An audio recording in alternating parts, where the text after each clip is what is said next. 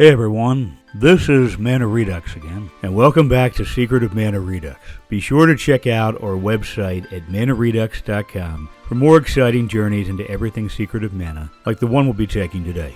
In this video, we'll be taking a look at the behind-the-scenes development of the Upper Land, the second major area in Secret of Mana. This area is home to some iconic locations like Matango, the Mushroom Kingdom. No, not that one, sorry. The Sprite Village, the Moogle Village, the Wind Palace, the Dragon Cave, and of course, the Great Forest. It's here that our favorite poet, Ted Woolsey, taught us that if we walk the seasons from spring to winter, we can walk back to spring again, and that's when the hidden Sprite Village can be reached. Now, we're not diving into the individual characters or storylines. That's a topic for future videos. Instead, we're going to focus on how the map and locations of the Upper Land evolved over time. There's a lot here that you wouldn't know just from playing the game, but we got all those spicy insights to share with you today. Let's start by taking a look at a map of the Upper Land itself.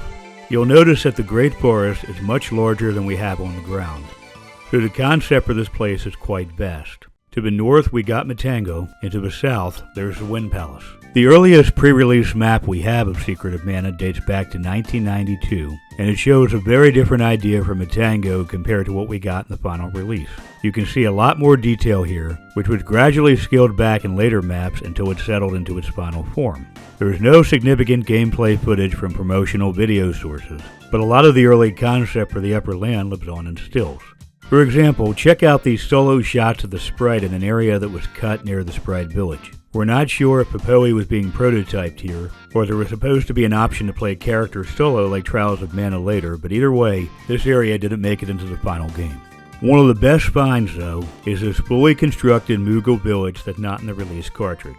Compare it to the mostly empty field that makes up the village on the SNES, and you'll notice a pretty big difference. This map came out after the game's release, so it could have been a very late chop, or just an idea that the developers decided not to include for gameplay reasons.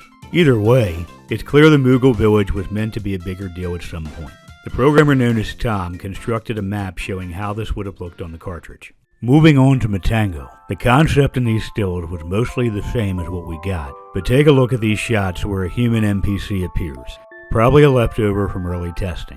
Some of these images have completely different designs than the Matango we're familiar with. Next is the Dragon Cave that has a really peculiar area that seems to serve no real purpose. If you walk over to this chasm here, you'll notice you can't reach the stairs behind it, normally anyway. It turns out the staircase was likely going to lead to this nowhere land on the next floor, which is either incomplete or meant to be a road to nowhere. By the way, you can't actually see this in normal gameplay. Back to the main floor, there's currently a dead end if you take the stairs to the east. The game's code reveals that there was probably supposed to be some kind of animation where the ground would open up and you'd fall into the chasm if you tried to access the stairs, like the Tonpole fight in the Ice Palace. Once you fell, you'd end up here and return to the upper floor using the stairs. But since the stairs would only lead to the dead end on the next floor, we can only guess whether it was meant to annoy the player or if something bigger was excised. I'm told that a lot of code was moved around in this area. As for the Wind Palace, evidence remains of grand plan for this scenario. When you enter, the heroes draw their weapons, but no monsters are around. Some think this is just an oversight by the developers that can be exploited to practice Prim's magic and boost its levels, and you can certainly do that, but it's actually a remnant of an earlier phase when monsters did indeed roam the palace. In fact, there's even a cut line of dialogue in the ROM, likely to have been spoken by Popoe's grandpa, about the Empire sending monsters into the Wind Palace. It's worth noting that the entire Wind Palace is limited to one room, in sharp contrast to the Underground Palace recently visited at this point. The primary map for the Wind Palace in the game's ROM is numbered 273. There's an unused door that lands you in the bottom left corner here, which in the final game is in the middle of a wall. Essentially, this map was intended to be a destination accessible from another map that no longer exists, so the code for it sits unused. The map directly preceding number 273 is completely blank, though it too has an unused door pointing to it in its code. Given that it's adjacent to the other map, it's probably part of the deleted Wind Palace. This shot of Nico from Dengeki Super Famicom magazine in June of 1993 shows a palace with the same palette as the Wind Palace. And while it's not certain that this is the Wind Palace, it's possible that you would have encountered the Scumbucket Cat peddling his wares here too. These three maps here may look familiar. In the final game, they're part of the Underground Palace where you meet the gnome. However, these are numbered 269 in the ROM, very close to the Wind Palace's maps, whereas the rest of the Underground Palace's maps are way off elsewhere in the ROM's memory. Given their proximity to the Wind Palace's maps, these were probably part of that palace, and not the Underground Palace originally. It kinda makes sense if you look closely and see that they look more like connectors than actual rooms. They were likely intended to be corridors between rooms of the Wind Palace, and were later adapted to flow into one another to make use of the orphan content after the Wind Palace's original concept was abandoned. I've adjusted the color palette here to show you how they may have looked in the Wind Palace. There's actually an unused door that takes you here as well, and lands you in yet another wall due to things shifting around during development. All three unused doors we've mentioned are off by one in the game's code, indicating they're a lost set, almost certainly intended for the Wind Palace.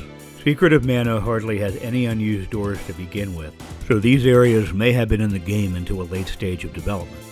Finally, each area in Secret of Mana has a set of event flags in the code, like all games, that are triggered when the player performs certain actions. When a player does things like step on a switch or talk to an NPC, the values of the flags change to let the game know that these actions have occurred. In the Wind Palace, there are small pieces of event code that react to higher flag values, including Grandpa's cut line about monsters entering the palace. Other values correspond to a seemingly complex deleted boss fight. There's actually 3 possible values depending on some state of the scrapped monster. Finally, different music plays when adjusting the Wind Palace's flags. We'll leave you with this screenshot showing Randy, Prim, and Popoe in yet another lost screen of the Upper Land. We can only wonder how the Secret of Mana experience would have been different if some of these ideas had come to fruition. To think this was all in just one area of the game. We've got more videos on the game's development, so be sure to check those out, and don't forget to follow our channel for more updates. Thanks for watching. Until next time.